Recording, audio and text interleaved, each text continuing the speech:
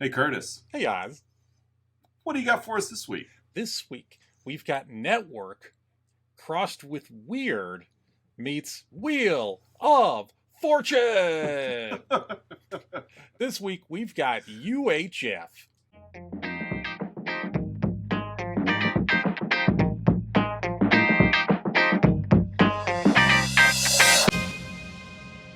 Oh, I love me some UHF. Oh, what a great movie. Oh, I mean, I shouldn't say it's Oh, not a great movie, but what a fun movie. yeah, it's just so much heart in this movie. Yeah. It's just, there's all kinds of movies that are made purposely to be like warm and fuzzy. hmm But like when you hear like everything anybody has to say about Weird Al is just nothing but sweet and polite. Yeah. Well, exception of Coolio, maybe. Um, yeah.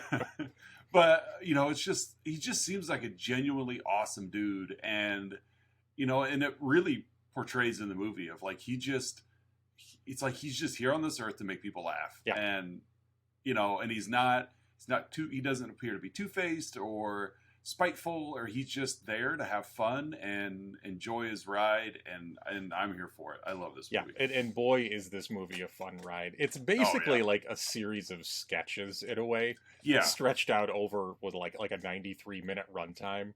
Right. But I think that they have enough, because we've done other movies like Pop Star, Yeah. that felt like a sketch that was stretched too far. hmm But I think Weird Al they did a great job of interjecting like completely different vibes of things, to kind of break up that plot line, that through line. Yeah. Because that I don't think that plot line had enough weight to carry it, but when you start interjecting, Wait, there's a when plot you line? Wait a second.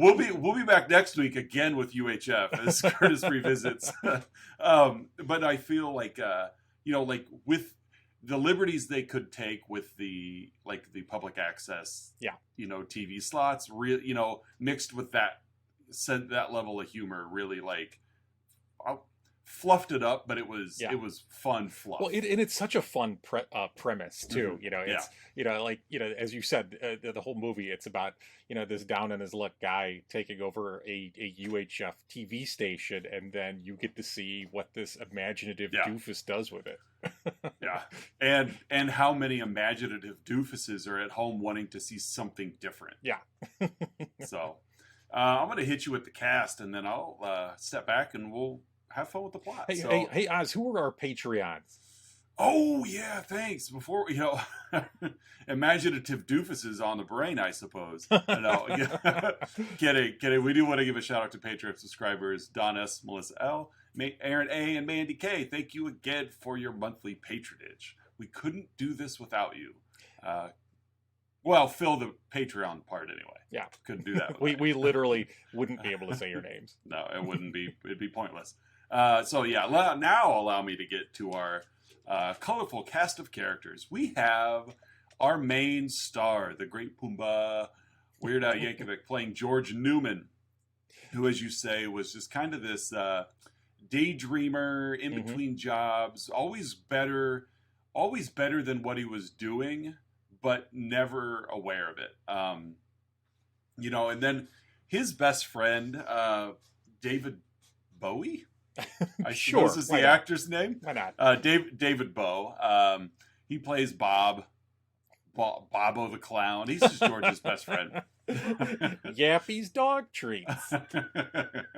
Then we get some like early career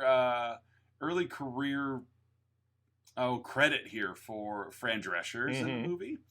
She plays Pamela Finkelstein. She's probably Jewish.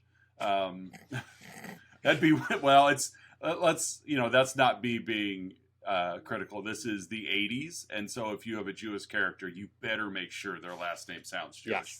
Yes. Michael Richards as Stanley Spadowski. the just janitor slash star of the in movie television show. Do I still get to be the janitor? I really enjoy Michael Richards in this movie. Yes, yeah, Michael Richards for all of his personal flaws, which yes. will probably come back a little later on. Hint, Yeah. But yes, his performance in this movie was really good. Yeah. You've got Kevin McCarthy as the bad guy. R.J. Fletcher really playing out a role for Kevin McCarthy, but he does such a good job at it. He's great in this. So slimy and gross. He's got a great villain laugh. Yes. Victoria Jackson is in the movie as George's girlfriend that he constantly keeps forgetting about. We got his uncle, Stanley Brock, playing Harvey Bilchek. Harvey Bilchek is kind of the middleman between how George gets the television studio. We got an aunt in there. We got Philo, played by Anthony Gary. Like, everybody really is important in the movie to a degree. Mm-hmm. You've got, Anthony Gary is Philo. He's kind of the hero of the movie. In a way, yes. Yeah, he does. He's the one who really saves everything. Billy Barty, the little person cameraman. Mm-hmm. So everything is filmed up the nose. Plays Noodles McIntosh. You've got Trinidad Silva in the movie. You got Getty Watanabe in the movie. Dr. Demento shows up. Emo Phillips is in here playing basically Emo Phillips. Yes. And so it's just a fun menagerie of actors in this movie. Yeah, what a great combination of people, characters, some of which, again, are basically playing themselves, but... Yeah, but that's what makes them who they are anyway. Yeah. So, all right, what do you got for plot? All right, well, as for the quote-unquote plot of this movie... Right. We kick off the first in a series of send-ups, gags, quasi-sketches, things like that. We get the Raiders of the Lost Ark opening. Mm-hmm. So George and two men are approaching the cave a la Raiders of the Lost Ark. A man draws his gun on George, and George, a la Indiana Jones, takes out his whip, but in this case whips the man's arm clean off. Right. That's Yeah, and it just falls. Yeah, like there's no spraying blood. No. There's not even a look of pain on his face. No, he just looks more confused than anything else. Oh. And then he just runs away. That's this movie, folks. Yes. Oh, yeah. This like the first 2 minutes of this movie really, really captures what is about to happen here. Let's see. The other man gets scared, runs off. He is hit by a train. in the forest. Yes, in the forest. As George advances through through this cave, he comes across the series of like police tape and like wrong way signs. Again, just sight gags. Oh yeah, I'm a sucker for that stuff, Oz. Yes, you are. And then we get to the to the Raiders scene where he comes across the gold statue and he's got the bag of sand, and in this case, Oz, the gold statue is an Oscar. Because the thing that Weird Al Yankovic is clearly pining for in this movie is Oscar candidacy. I love how they have an Oscar sight gag like immediately in the movie before we even know what the movie's about. Yeah. Like, wouldn't it have been like, it would have been like so amazing if the Academy like decided it was just a poor year for movies in '89. And so they went ahead and nominate this one. What would you think? Not going to happen. But. Speaking of Weird Al and the Oscars, what would you think of Weird Al as Oscar host? I think he would be a fantastic host. Me too. Because especially at this point, I mean, even in '89, but especially at this point in his career, I think he's just so beloved by everyone. And he's such, I just think he's such a soft personality that it's not going to be these scathing, insulting jokes. Yeah. I think it's just going to be funny. Yeah. And people would, and like, I mean, he's been in the game long enough that like everybody in attendance is familiar with who he is. Yeah. They may not know him personally, but I just think that it would be, I think it'd be about a perfect match. Yeah. I think they do a good job when they get someone like a Jimmy Kimmel because he's not terrible at it. He's got the chops. Yeah. But I think Weird Al for sure would be I think he'd be a great Oscar host. But he's a little more of like a full entertainer as well Yeah. too. So like you could see him doing like musical send ups Oh, of like exactly, all the best yeah. picture like nominees and Right. things like that. Oh too. yeah. Or even And enjoying and wanting to do it. and like some like the pre-tape stuff that they used to do. Yeah, like basically Yeah. doing like a UHF esque send up of the whole thing. Yeah. or, Did you go ahead? No, go ahead, please. I would say, did you have you seen the Daniel Radcliffe Weird? Yes, I have. Biopic? Mhm. Yeah. It was again just fun. Like I do. I think that's a great question. I think Weird Al he'd be a great host. Mhm. Comment down below if you think Weird Al Yankovic would be a great Oscar host, we'll see what we can do. Would Weird Al Yankovic be a great Oscar host or the greatest Oscar host? Yeah, that's true. Pick one, A or B, in the comments. Drop your thoughts below, and we'll get our people in touch with their people and see if we can make it happen. So back to the movie. George is, and it is Indiana Jones. He's weighing the bag. He takes some sand out because he has to replace the weight of the statue. Yeah. And eventually he just gets bored and drops the bag and grabs the statue. And of course it triggers the mechanism and rocks start falling. A giant, as he's running out, Patreon subscriber, possibly former Patreon subscriber, Melissa L's favorite moment in the whole movie happens as a big rock falls and hits him in the head. And I had a feeling when you started, I'm like, I bet this is Melissa L's favorite part. Yes, he's running away and he kind of turns and looks back and a big rock just thunk, and you just hear like a sound. Because if there's one thing Patreon subscriber Melissa L loves, it's either people getting hit in the head with things or people falling down. So is she a big Three Stooges fan? I think she respects the Three Stooges, but she's not somebody who could just sit and watch the Three Stooges. Fair enough. I think it's so she's more, she appreciates it when a gag like that is thrown into something else, but when the whole premise is about gags like that, then it's just you're just playing to your audience at that point. Yeah. It's almost too predictable in the Three Stooges. You know to expect it. Gotcha. As he's running out, like he uses the Oscar to like prop up a falling door, like that kind of gag. And then we get the big boulder scene, Oz, where the big boulder comes rolling at him, and as he sees it, his head does the 180-degree turn. Like, and the boulder quite literally chases him around the world as he runs in front of several historic places and monuments and whatnot. The boulder is taking historic place photographs. Yes. The boulder is taking sharp 90-degree turns as it chases him and eventually runs him over.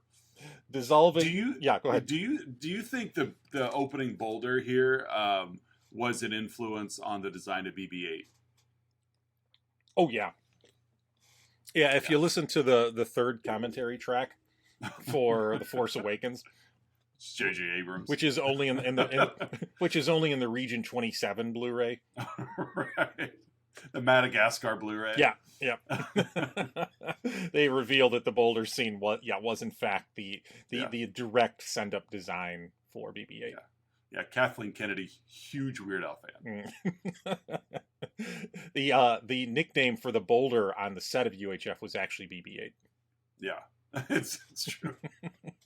It's the storage lot that they kept it in. Yeah. Oh, we didn't get the roller right. Hoist BB-8 back up on that platform, boys. So it dissolves, Weird Al's smushed carcass dissolves into a greasy burger, overcooked on a skillet. And we see George and Bob working at a burger place. George is bemoaning that no one appreciates his imagination, Oz. And that right there is basically all you need to know about George, as well as kind of where this movie is going. That no one appreciates his imagination. As I kind of watch and reflect on this movie, again, as a college and career counselor, there's a little bit of this movie that's like, yes, George gets it. Like it's all, Yeah. it's like finding your niche. Like where's that Yep. balance between happiness and success, and like what do those words mean to you? And as George, like I guess I could have saved this for one of my goods, but I'll just say it now. But like it's nice to see, like something good happen to someone like that in that career. Oh yeah, sense. yeah. However, right now he's still figuring it out in the movie. Bob expositions that they've had several jobs and got fired from them all because you need to say that in these movies. George is making a point. He sprays mustard across several people. Yeah, just because and that's one of George's downfalls is mentally he's always somewhere else. Yes. And therefore, because he doesn't live in the moment, he finds himself getting fired from a lot of jobs and on a very tense relationship path with someone we'll get to shortly. Yeah, he's very head in the clouds. Very head in the clouds. Big Edna then comes in, Oz. You want to take Big Edna? I got a feeling that you'll describe Big Edna better than me. Oh, what was her name? And if Big Dolores. There we go, Big Dolores. Big Dolores from Hope Floats. If Big Dolores from Hope Floats grew up and got a job, she'd be Big Edna. Yes, she would. Maybe she went into the witness protection program and had to legally change her name from Big Dolores to Big Edna. I think that's what happened.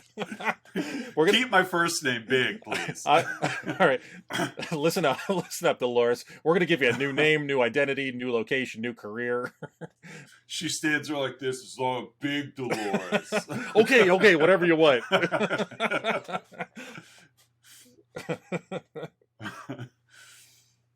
What does Big Edna do to them, Oz? Oh, she toss them out? Yeah, I watched. I watched this over the span of a couple of days just for timing. Sure, but then again, watched 2 more movies last night. And so actually, I've watched 3 movies since I watched the first half of this one. And so it's not that it's fuzzy. It's just like, let's see, was it this or, what did Big Edna do? Did she get out of a bathtub and come hug Jack Nicholson? No, that was The Shining. Did she kidnap Kurt Russell's wife? No. That was Breakdown.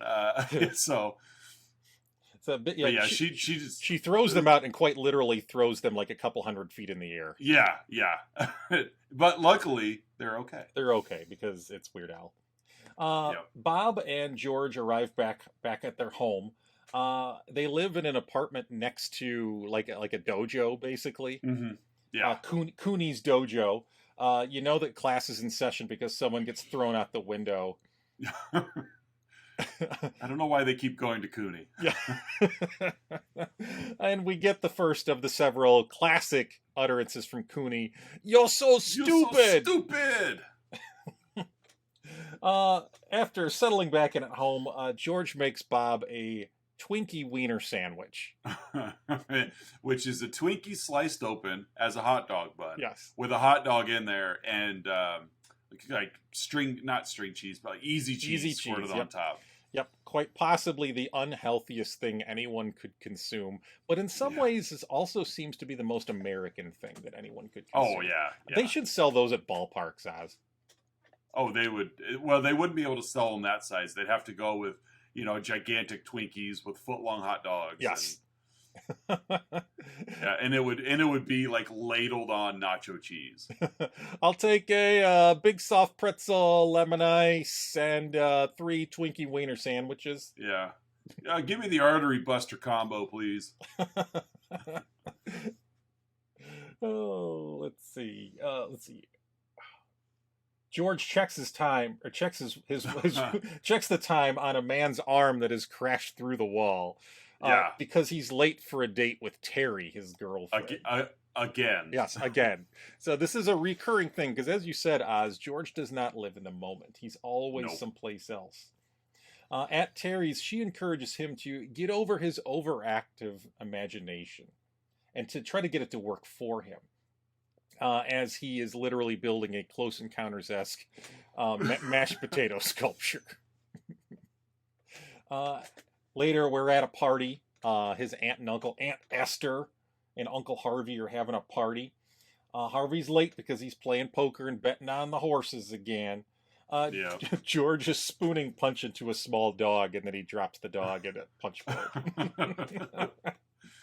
Because why? Because it's funny. That's why. Because it's funny. Harvey won the deed to a local UHF station, Channel 62. Esther suggests to Harvey that he hires George to run the station, which they do. George and Terry arrive at the station. Oz, I'll just say a dirty-looking man asks for change, and he literally just needs to make change. Right, change, mister. You got change. So he counts out $1 worth of change and gives him the dollar back. He just needed change. He just needed change. Yeah, who are we to presume that he's homeless or anything? As they enter the studio, we get a "Hello, I'm Mr. Red," which again is pointless but still funny. Yeah. There's bubbling beakers and science stuff everywhere, Oz, as Philo pops into frame and scares them. Philo is the the station's engineer, and he also lives there. Yeah. The next he really gave off Mick Fleetwood vibes from Running Man. Yes, he did. He did, yeah. A very similar look, although Mick Fleetwood didn't have the science stuff everywhere. No. More machine guns, fewer Bunsen burners. Yeah. The next day, George and Bob show up. Pamela Finkelstein greets them and screams at them that she should be doing on-camera news. We then begin some of the different programming, we'll say, that Channel 62 has. We get a commercial with Crazy Ernie's cars. I'll club a baby seal to make a deal. I got enough cars to choke a camel. And this guy gives off big I'll buy that for $1 vibes. Yeah. Oh, I love it. Crazy Eddie. Yeah, exactly. A package is mistakenly delivered to the station intended for R.J. Fletcher, the program director over at the big affiliate Channel 8. George decides, I got to meet the competition, so I'll just take it over myself. Cut to Fletcher screaming at his son Richard about his pencil not being number 2, and we get the first of one of the several one of my favorite underrated parts of this movie. Richard Fletcher, but Dad. Oh yeah, I love his character. Yeah, he's so pathetic. Yeah, in all the best ways.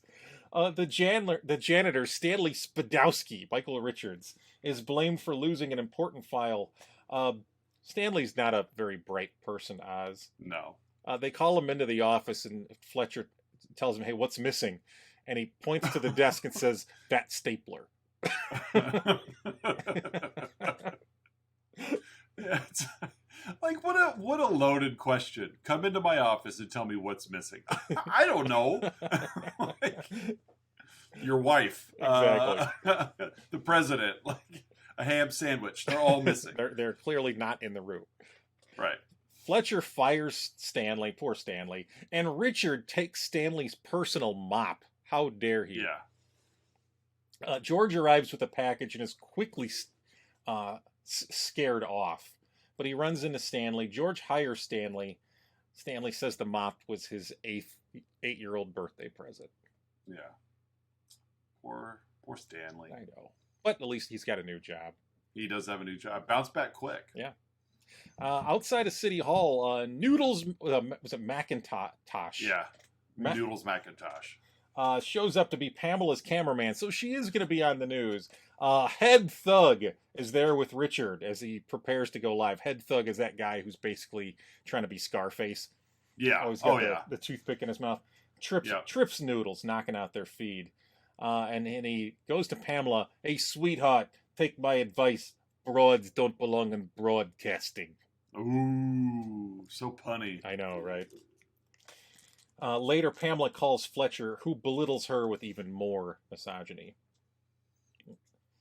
We then cut to Town Talk, which is George's own show, and he's interviewing. It's basically Geraldo Rivera. Yes. This time, though, it's the early incarnation of this show. He's interviewing a local shop teacher. Yeah. Played by Emo Phillips. I'll let you take this because I know the scene. Yeah. The scene tickles your funny bone. I love this scene. He's Emo Phillips is there basically playing Emo Phillips, and he is he's demonstrating he's demonstrating proper safety measures on power tools. You know, and he even makes a reference to, you know, power tool, and George goes, "It's a table saw," and he's just kind of, you know what you're talking about. I love the look on his face. And so he proceeds to start cutting a piece of wood with the table saw, but he's looking at George the entire time and ends up cutting his thumb off. But but then of course it's that old like SNL sight gag where he's just got a blood pump, yeah, and he's just spraying blood all over. He looks right at it, sprays it right in his face. He's spraying it all over George. And, oh, call me Mr. Butterfingers. You know, he's just, again, shows no pain. No. You know, but which makes the sight gag even more funny because, of course, as a viewer, you know he's not hurt. You know it's fake. But when he doesn't react to it, he just... George is freaking out. And the cameraman is losing his sandwich. His eyes get huge as he's like, I can't believe what I'm seeing. But yeah, he just... Oh, I do. I really enjoy this little scene. We then get Spatula City, which is quite literally a commercial for a discount warehouse spatula retailer. It's like an emporium. Yes. And I love the sequence of like hundreds of people just sprinting in from the parking lot. Spatula City. Buy 9 spatulas, get the 10th for just 1 penny. Like even my kids know, because I've watched this off and on throughout the years, and my daughter came in and she sees it. She goes, "What's this?" I go, "UHF." And she goes, "Is this that movie with Spatula City in it?" I said, "Yes, it is." Gold star for your daughter, Oz. Yeah. Of course, then she proceeded to not watch any of it, but she was aware that this looks like that movie with those dumb jokes. I'm like, well, you're right, kiddo. It is. Mm-hmm. Yep. What better way to say "I love you" than with the gift of a spatula? And I love how the man is voicing the words "I love you" as the narrator is reading it. We then cut to Uncle Nutsy's Clubhouse, which is another George-fronted show. It's kind of a Bozo the Clown, sort of, where George is Uncle Nutsy in front of half a dozen less than enthusiastic kids, one of whom spits directly in his face, like point blank. Bob comes out as Bobo the Clown. George hits him in the face with a frying pan, which I read in the trivia. He did it he didn't mean to do it, but when he swung, he actually hit him with the frying pan. So the look on his face of disgust really was, and because he had a red nose, I guess he bloodied his nose too, but you couldn't tell because of the red nose. But yeah, that look that kind of side eye he gives him was like legit. Yeah, like you just hit me with this frying pan. Well, method acting, I guess that's one way to go. George does a read for a brand of cookies. But as he reached off camera for the cookies, he was accidentally handed a box of dog treats, which he starts feeding to Bob live on the air. Yeah. Pamela interviews a gun advocate, which is the guy who I think in the mid-90s became the bitter beer face guy. Oh, was it him? I'm pretty sure. I don't know for sure, but possibly. But it looked just like him. Yeah. Gun controls for wimps and commies. We then get a commercial, and again, this is kind of where in the movie we're just basically telling the sketches because that's what this is. We get a commercial for Plots R Us mortuary service. I just love just their legs are just sticking up all cattywampus in the graveyard. She went to discount cemetery services. Don't forget to visit our new salad bar. George is scribbling ideas in the studio as the Beverly Hillbillies plays in the background. He falls asleep, and the Dire Straits you think that the Money for for nothing by Dire Straits video starts up. However, of course, since it's a Weird Al movie, it's a Weird Al version of it. So it's instead of I want my MTV, it's Beverly Hillbillies. Yeah. Funny. I think this gag overstayed its welcome a little bit for me. Yes, yeah, and it may show up later for me. Yeah, got it. But I will say though, I think if I remember correctly, this movie debuted that video, and then the video was on MTV all the time. And so I think if my memory serves me right, and it could be wrong, but it's almost unfair because I feel like history flipped it to where you feel like, I mean, we saw the video far more than we saw the movie, so we almost get the vibe that like the video was there first and then showed up in the movie. But I do think the video debuted here and then played out all the time, which is a fun song, but like a lot, like, and with all due respect, you know, to Weird Al, his music isn't music you're gonna listen to on repeat all the time. Yeah. George sleeps through an important date with Terry and her parents. She breaks up with him. Bob says the station's going to be broke within a week. The next day, a sad, depressed George comes out onto Uncle Nutsy's Clubhouse. He rants about how miserable he is, how much life sucks. He snaps at a kid. And during a cartoon bit, George quits mid-show and appoints Stanley to take over. Yeah. So George and Bob go to a bar. I don't know why this tickles me, but like Bob orders a beer, George orders a blueberry daiquiri to drown his sorrows. What I love in this scene is it's kind of sublime. Is you know, Bob and George walk in and they're talking about, you know, the station or whatever, and then you hear the bartender say on the phone, "Yeah, we're watching it right now." Mm-hmm. And then everybody's crowding around the TV to watch Stanley Spadowski's Clubhouse, which he's literally just began hosting moments ago. Yeah. like, you know, less than, I mean, we're talking minutes he's only been hosting, and now it's like taking over the old town. It's just, I don't know why I find it so funny, but I mean, it's just a little plot device to get the story moving, but it's just funny that he just quit, and within like the first segment of hosting, everyone's hooked. Yes. Like no one's even watching to begin with. Yeah, Stanley's killing it. He shows off his new mop he got from George. He does a network send up. The crowd cheers. Stanley agrees to keep hosting as long as he can still be the janitor. The janitor. Yeah. Things get optimistic, and then as we cut to Wheel of Fish as their new programming starts in. Cooney leaps into frame. We meet one of the contestants, Phyllis Weaver. Which, by the way, I love Phyllis Weaver. Wheel of Fish is quite literally a game show in which fish are put around a vertical wheel, and you spin and you win fish. And you win a fish. Yeah. And then you get to choose if you keep the fish or you want what's in the box. It's basically, I feel like it's basically the big wheel of The Price is Right meets Let's Make a Deal. There you go. That's a pretty But with fish. But with fish.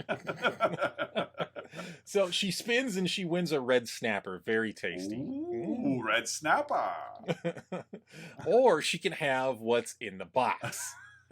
It's a hard choice, Oz. Yeah, well, you figure you could have this fish, this single large fish, or what potentially could be in the box. So she goes with the box, Oz. And they reveal what's in the box. Nothing. Absolutely nothing. And then Cooney starts just belittling her. You're so stupid.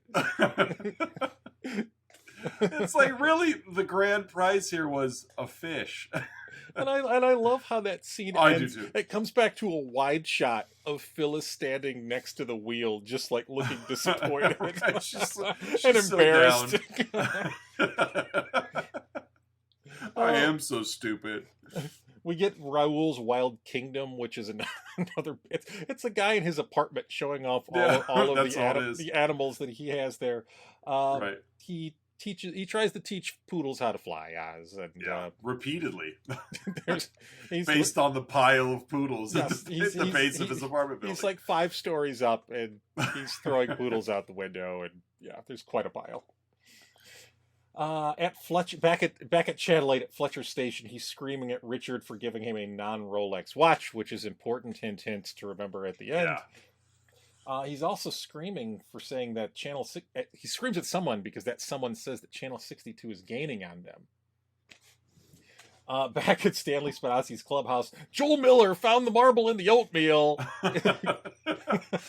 What does he get as a prize? He gets the drink from the fire hose. Open wide. And just blast this kid with the full force of a firefighter's fire hose. And he just goes flying off panel. We get Conan. I just love how straight they play all these roles too. Yeah. Like, it's so great. We get Conan the librarian, which for my money could be my favorite of all of these the sketches.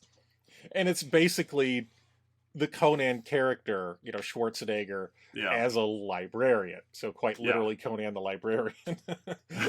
A kind of a neebish guy comes up and asks, where can I find this, a book on this kind of subject? And Conan picks him up by his collar.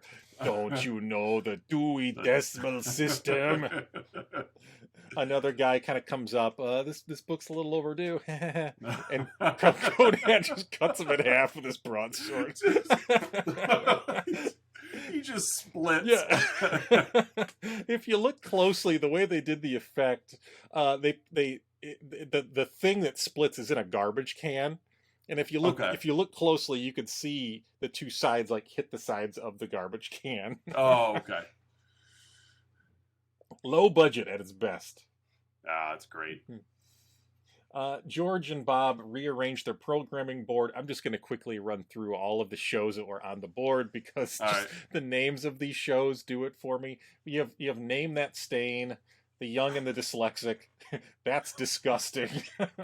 Wonderful World of Phlegm, which gets a 2-hour segment. Leave It to Bigfoot. My Three Mutants. Dog Racing from Rio de Janeiro.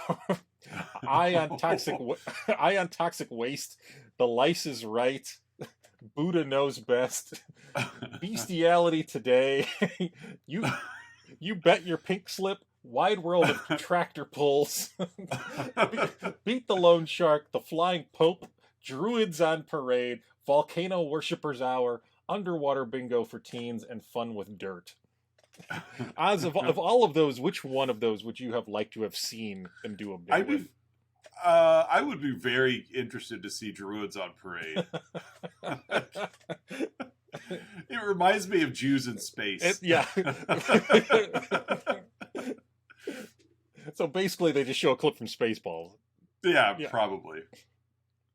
How about you? What would you want to see? I think Leave It to Bigfoot. Interesting. Yeah, that would be a good one too. Bob says they're number 1 in the local ratings. They're beating all the networks. We get another little bit in mud wrestling with this week's guest, Mikhail Gorbachev. Right. We go back to Fletcher. He's screaming at his underlings. How could we be losing advertisers to Channel 62? What would RJ Sr. be saying? To which Richard turns to one of his buddies in the office. Help, let me out of this box. I can't breathe. I think I missed that one. Oh, it's hysterical. I love the Richard character. He gets some of the best moments in the movie. But the character goes... It's a lot more subtle. So, it's in the shadow of all the Weird Al bits. Oh man! So, is this the scene where the guy in the cowboy hat and mustache is there? It could be. I think I might have skipped that over for time's sake. Why don't you? I love that little bit too. Take that ridiculous thing off. Yeah, and he's got this ridiculous looking Aztec influenced cowboy hat with a big feather and a big southeastern kind of like I said, Aztec kind of Yeah. look to it or whatever. Take that ridiculous thing off, and then he peels off the mustache. It looks really sad. Yeah. So Fletcher decides to go after the station's owner, Harvey.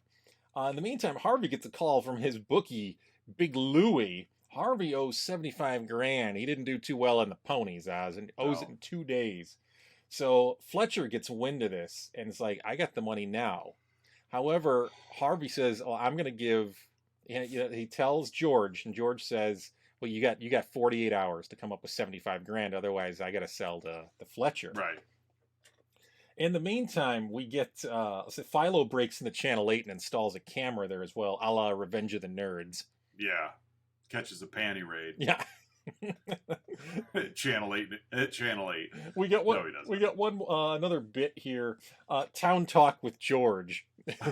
So the town talk has evolved from interviewing local shop teachers to now the Geraldo-esque. So we get a big voiceover guy doing like town talk with George. George is interviewing someone. Sex with furniture. What do you think? And then shoves the microphone in the person's face. There's a guy dressed as Satan. George calls him a pinhead. Throws water in his face. During a ruckus on stage, George is hit with a chair several times. A Klan member has his head audibly squished by a chair. Oh yeah. It's a fun little gag. I love that whatever the topic is, you've got like this little Girl Scout sitting between a KKK member and somebody in like a hockey mask, of being like the worst villains. Yeah, like a Girl Scout-esque kind of look. Yeah. So they got to come up with $75,000. So George and Stanley, they launch a telethon to raise funds. They're selling stock in Channel 62 so that the community owns it. At the bad guys' hideout, they're plotting, and they send goons after Stanley, and they abduct Stanley Oz. So things aren't going well, because every moment Stanley's not on the air, they're not making money. We get a commercial for Gandhi, too. in the midst of all this, because plot and pacing is whatever. We get the commercial for Gandhi too. We get some 70s funk music going. No more passive resistance. He's out to kick some butt. Give me a steak, medium rare. Puts his fist through a guy, drives a Lambo. He's a one-man wrecking crew, but he also knows how to party. As he's got a woman on each arm. Oh yeah. Let's see. Outside, I would watch Gandhi. Oh, I would watch an hour and a half of that. Yeah, I would. Yeah. Outside of Channel 8, the change guy is back. He gets a penny from Fletcher and is very happy to get it. Terry arrives. She tells off Fletcher. Fletcher starts talking about the town and how he's only in it for the money and he doesn't think anything of the people there. Meanwhile, Stanley is getting assaulted. Kind of behind the scenes in like the warehouse behind Channel 8, and Philo spots it because he's got that camera in there. And then Oz, this could have been one of my favorite moments as a kid, because this is one of those movies that like really influenced like 12-year-old Curtis a lot. Yeah.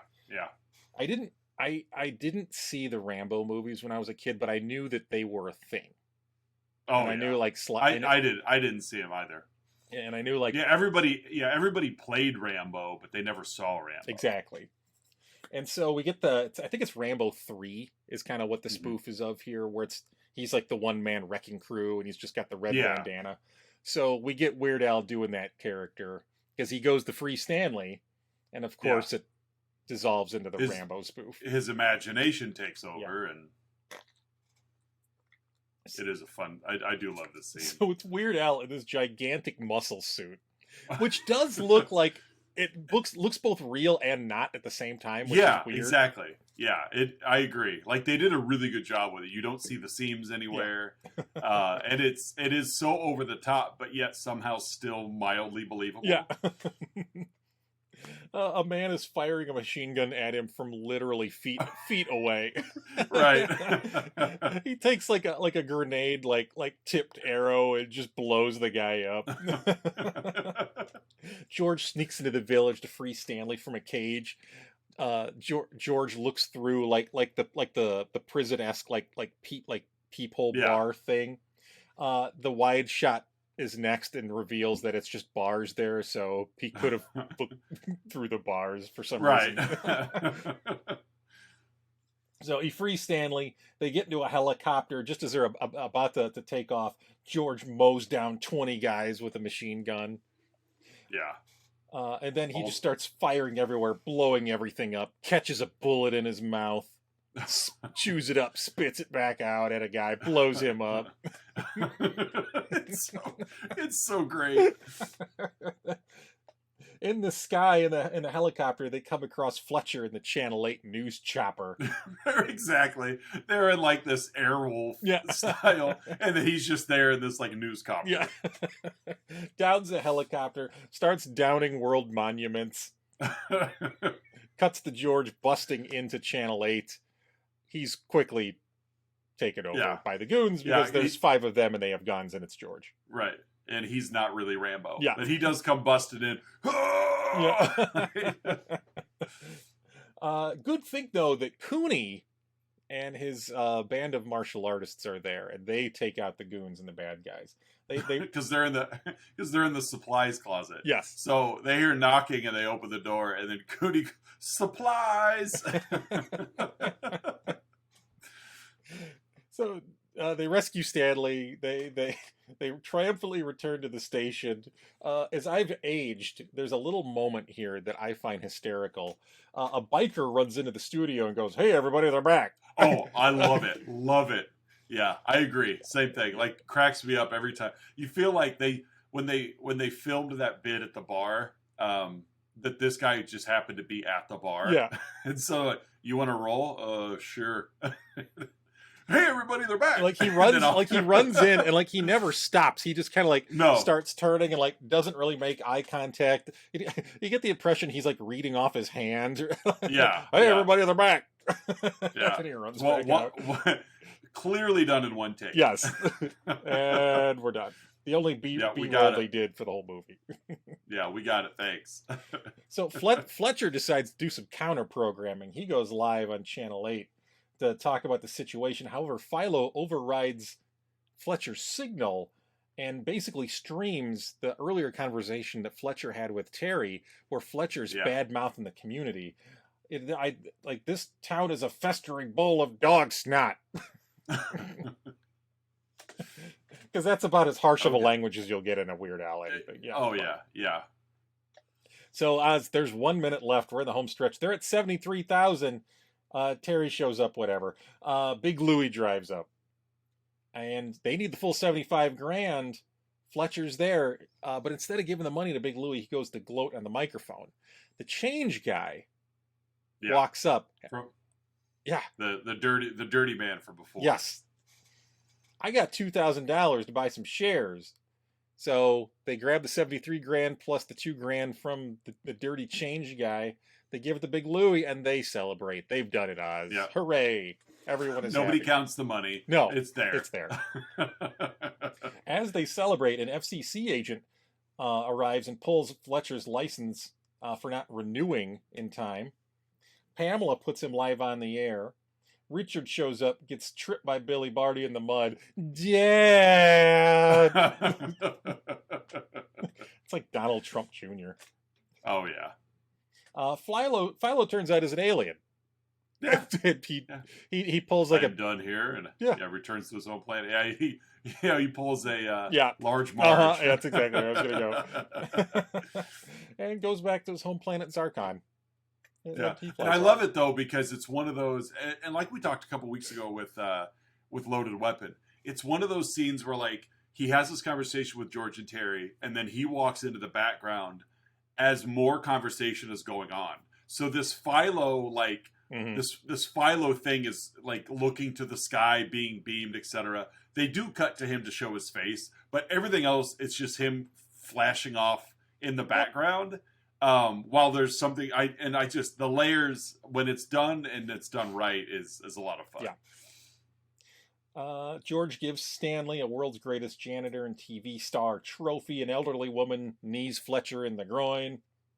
The change guy tells Fletcher that the penny he gave him was very rare, worth a fortune. He bought a lot of shares, and he even bought himself a Rolex. A Rolex. Rolex. Rolex. And we end with a terrible gun with the wind send up between Terry and George. So we kind of end on that. But yeah, overall, that's 1989's UHF.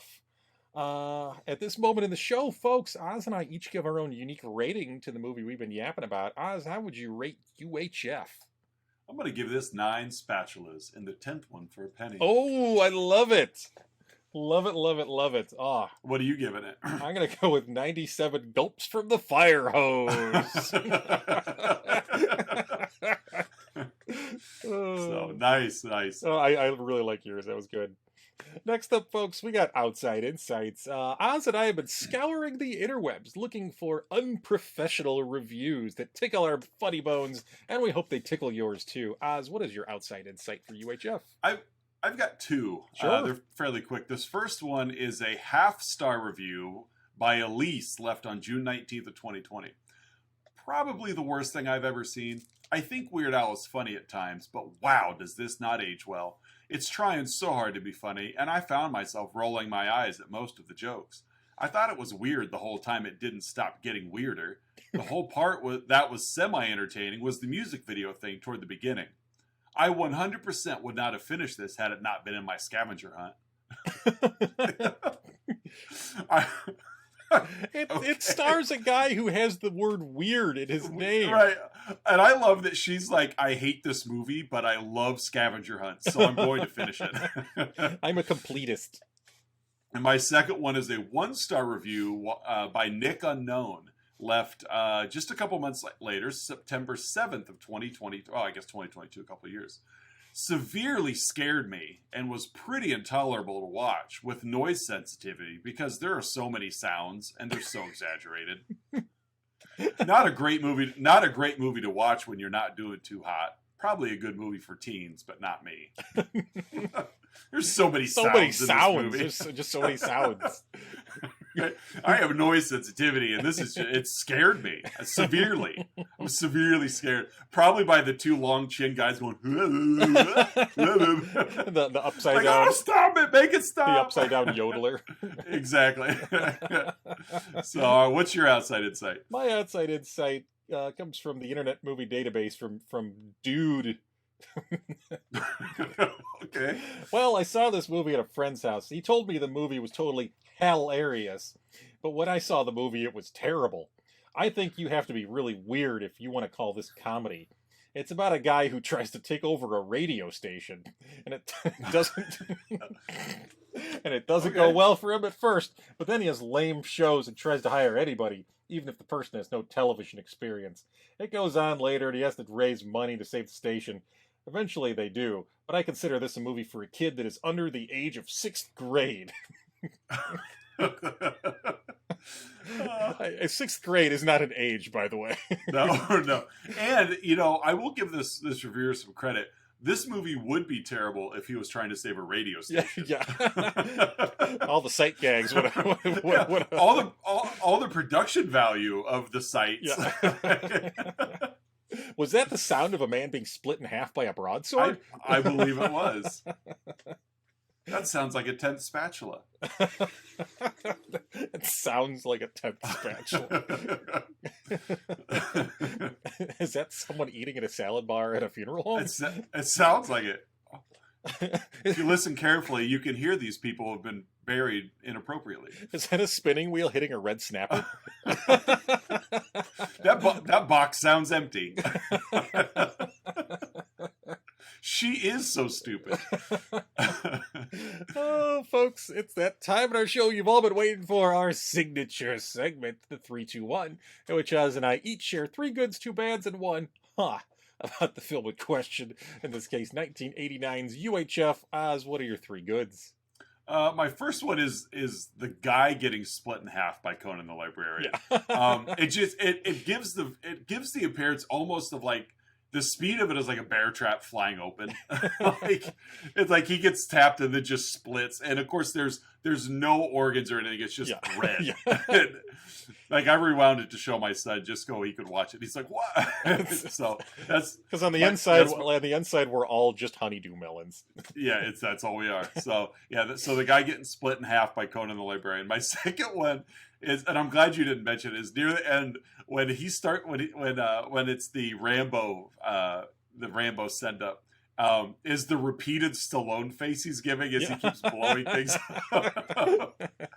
Like the first one is funny, but he does like 2 or 3 more, and they're just so exaggerated. And of course that's what he runs into. Channel 8 with is that repeated that Stallone face. And I love how, especially the helicopter, like he'll do the Stallone face, and then Stanley will react. Yeah, just go like ah. And so I just get a kick out of that. And my third one is just giving Weird Al a platform to be a Weird Al. Yes. It's just because really up until this point, all anybody knew of Weird Al was whatever he put out in about a 3-minute music video. Yeah. And so everybody got like micro doses of his creative genius. And this movie gave him that platform to really be himself on a larger scale. And I don't know if it escalated him at all, or because 89 was, I won't say late in his career because he was still kicking and going, but it definitely was like in the middle. Mm-hmm. They weren't going to give him this kind of platform before he did the Michael Jackson stuff and Madonna stuff. But that at the same time, that Michael Jackson and Madonna stuff is what he's most well known for. And so it's like he peaked. And then there was this, and then he just kind of plateaued and kept going. But it was still a decently high plateau. Yeah. And so giving him the platform, I really respect that from the studios. So, because I think it's a Paramount picture. Because I think maybe not.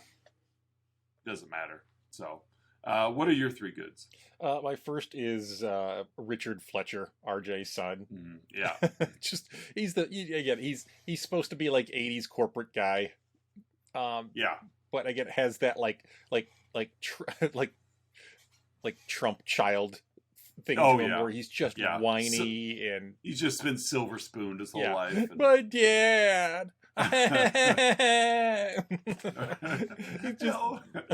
Yeah, he's just a great like C-list villain in this movie. He trips Billy Barty and just whiny and what would RJ Senior be saying if he was alive today? Help! Let me out of this box. So Richard Fletcher's the first. My second is Phyllis Weaver. She's the perfect game show contestant. Like she's so excited when she spins the red snapper. Like she's just out of her mind happy. And she's into it, like I'm doing great, Cooney. Like she's just right. She's the greatest game show contestant. It's the highlight of her life. Yes, like she's so thrilled to be there. And she wins her fish. And then she risks her fish and she loses it. And she's just so disappointed and so embarrassed. And then Cooney starts insulting her. Yeah. like really kicking her when she's already down. And she's hurting. I'm sorry, Phyllis Weaver, but I love to see your pain. And my third one, this goes back to, this is one of 12-year-old Curtis's favorite moments. During as they're on top of the world here, so they're number 1 in the ratings. They're kind of jumping from clip to clip. They cut to a clip of Stanley at the Clubhouse, and it's like a promo bit for like to lead into other shows, and he just picks this booger out of his nose that's like 18 inches long, and it just goes oh. And it's so juvenile, but like 12-year-old me, like that's what sold me on UHF. Yeah. And so the 18-inch booger pick is my third good. Oz, what are your 2 bads? My first one's Victoria Jackson. Oh God. We'll just leave it at that. Yeah. She's whatever. My second one is just throwing in that Beverly Hillbillies music video. it didn't slow the movie down, but it's like it clearly was shoehorned in there as George falls asleep, and then we cut to a full music video, and then we cut back to the movie. It just all the other cutaways to the bits at least made sense because they were shows or commercials on Channel 62, and this one was clearly just in his imagination. And it just didn't fit the rest of the movie. It was an opportunity to showcase a new Weird Al music video. Yeah. So it kind of gave this feel of like, is this movie a commercial for his music, or is this movie a movie? So, but yeah, tossing that in, it just kind of hit the brakes for a couple of minutes before it took off again. Yeah. Those are my two. My first bad, just the whole Terry subplot, like it drugged the movie down. I intentionally skipped over the vast majority of it when doing our plot rundown because it's boring. Yeah, it is boring. It really only exists to kind of further kick George when he's down, and then also to throw in the little plot point of giving Fletcher someone to ramble at, right, and disparage the community. Right. Otherwise, there's no point to Terry. Agreed. And then I kind of mentioned a little bit before, my second bad will be just, it ends on a clunker, the Gone with the Wind send up. Like, oh. Yeah. One of my other bads, had you not taken it, was going to be Michael Richards and Victoria Jackson, The People. But yeah, especially now seeing Victoria Jackson, but even at the time, like yes, Gone with the Wind, cool, but like the character was useless, and she completely was useless, and the performance was boring too. On top of that, mm-hmm. And it just, why did you have to end on a character that you don't care about? Right. Like, yes, I'm glad George is happy, but doesn't have to be with Victoria Jackson.